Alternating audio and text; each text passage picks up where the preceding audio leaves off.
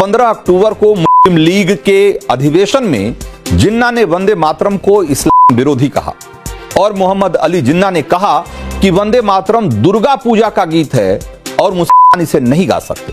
वंदे मातरम के खिलाफ जिन्ना की बयानबाजी का हवाला देते हुए नेहरू ने सुभाष चंद्र बोस को चिट्ठी लिखी। सुभाष चंद्र बोस ने जवाब में कहा कि वंदे मातरम हमारा राष्ट्रीय नारा है और रहेगा, हम किसी दबाव में इसे नहीं छोड़ेंगे।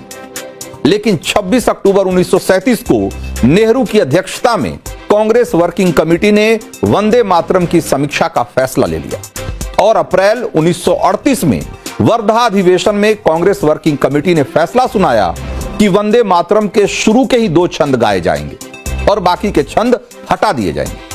26 अक्टूबर 1937 को जब जवाहरलाल नेहरू ने जिन्ना के आरोपों का हवाला देते हुए कहा कि वंदे मातरम की समीक्षा की जाएगी, तभी पूरे देश में इसके खिलाफ विरोध प्रदर्शन शुरू हो गया था।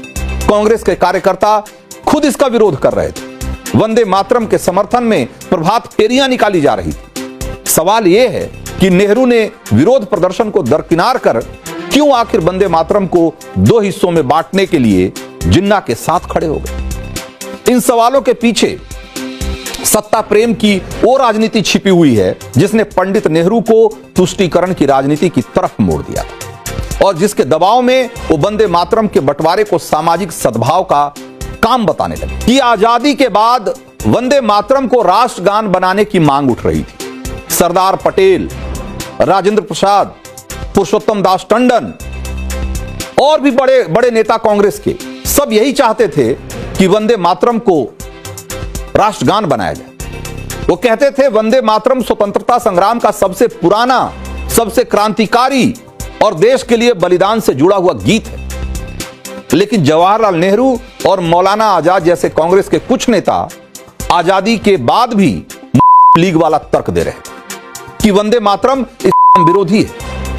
इसके जवाब में उन्हें कहा गया कि भगत सिंह, सुभाष चंद्र बोस, अशफाक उल्लाह खान और ऐसे हजारों क्रांतिकारी जो अलग अलग धर्मों से थे, वंदे मातरम गीत गाते थे। उनका नारा था और एक गीत उनकी प्रेरणा का स्रोत था। 30 जनवरी 1948 को गांधी जी की हत्या हुई, तब भी वंदे मातरम को राष्ट्रगान बनाने के लिए एक बड़ा प्रदर्शन हुआ था। लेकिन 24 जनवरी 1950 को संविधान सभा ने जन गण मन को राष्ट्रगान घोषित किया और वंदे मातरम के बटे हुए हिस्से को या छोटे किए हुए हिस्से को राष्ट्रगीत का दर्जा दिया। कांग्रेस आज अपने बचाव में कहती है कि पंडित नेहरू ने राष्ट्रगान और राष्ट्रगीत को बराबर का दर्जा दिलाया, जबकि हकीकत यह है कि यह फॉर्मूला डॉक्टर राजेंद्र प्रसाद ने निकाला था। यह नेहरू का फॉर्मूला नहीं था। एक किताब है संविधान सभा की बहसें, उसके खंड 12 के पेज नंबर 994 और 995 पर इसका पूरा ब्यौरा आपको मिल जाएगा।